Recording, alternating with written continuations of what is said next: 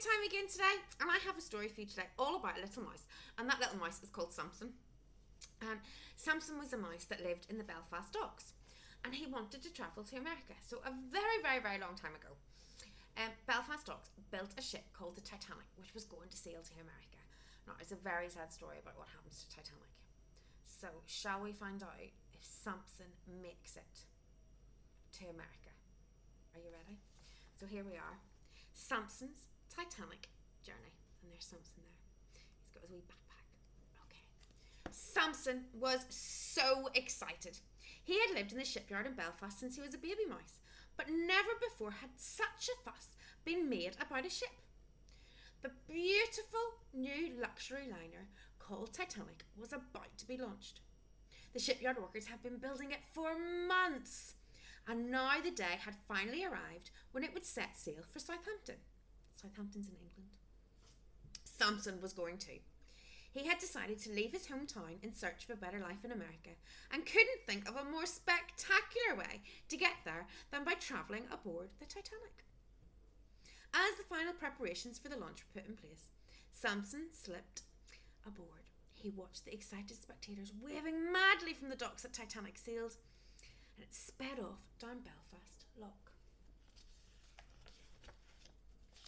Once on board,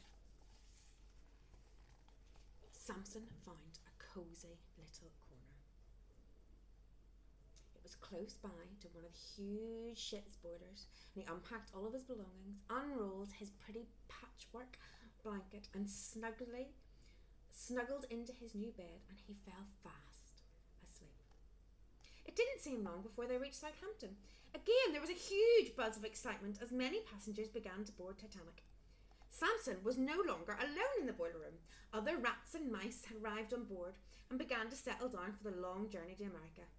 There was lots of noise and fuss, so Samson decided to go out on deck to get some fresh air. I wonder what he's going to see when he goes out on deck. Titanic was just about to set sail on her maiden voyage to America. Hundreds of people had gathered to watch and wave. Fancy cars were being lifted on board, and ladies in beautiful bouncy bonnets were promenading along the decks. See their bonnets? We call them hats now. Samson ran as fast as he could to the top of the ship and hid behind the fourth funnel in an effort to get the best view. So here's the funnels here. So Samson was hiding in behind one of those so we could get to see everything. I'm sure he's really, really excited. The ship's horn sounded and Titanic was on her way. She glided effortlessly through the glistening waves, and after 2 brief stops to pick up more passengers in France and Ireland, she journeyed across the Atlantic Ocean on her way to America. Samson's finally on his way to America! How exciting! Now, there was nothing more for Samson to do but discover Titanic. He decided to start his exploration at the top of the ship. This is where the first class cabins could be found. And he scampered around, and he became aware of delicious smell wafting through the air. Samson's tummy began to rumble. Rumble, rumble, rumble, rumble, rumble. In all the excitement, he'd missed lunch. Silly Samson. Samson followed the aroma, and it led him to the dining room. He had never before seen such grandeur. Crystal chandeliers shone brightly on the dark, rich wood panelling. Tall gentlemen in top hats, with elegant ladies in swirling dresses, swished down the magnificent staircase into the grand dining room. Crisp linen tablecloths were set out with silver cutlery and scrumptious food. Samson's mouth began to water. He slipped unseen under the tables, and he nibbled on the leftover crumbs until his tummy ached. Oh, he had a tummy ache. Then he climbed to the top of the staircase and hid inside the majestic clock and drifted off to sleep, listening to the sounds of the string quartet. So there he is, he's inside the clock and he's looking at them playing. I'm sure that's absolutely beautiful. A few days later, as Samson was relaxing in his bed in the boiler room, he heard some of the other rats and mice talking excitedly. They were planning to attend a party in the third-class section of the ship. Samson decided he would join them. Oh, he's getting to go to a party! How exciting! When he arrived, the party was in full swing.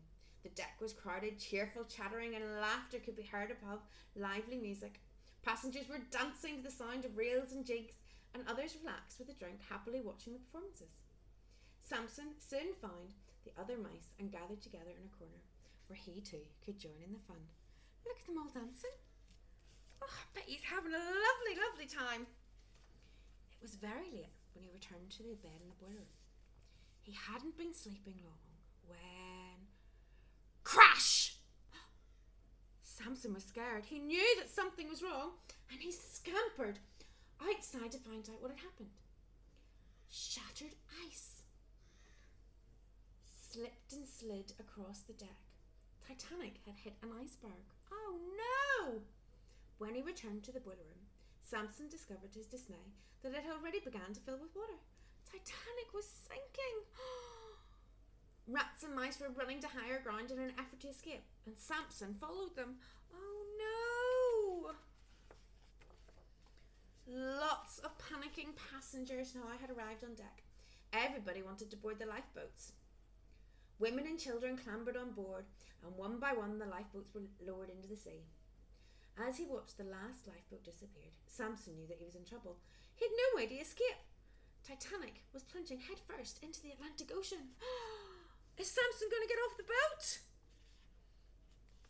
Samson was so frightened.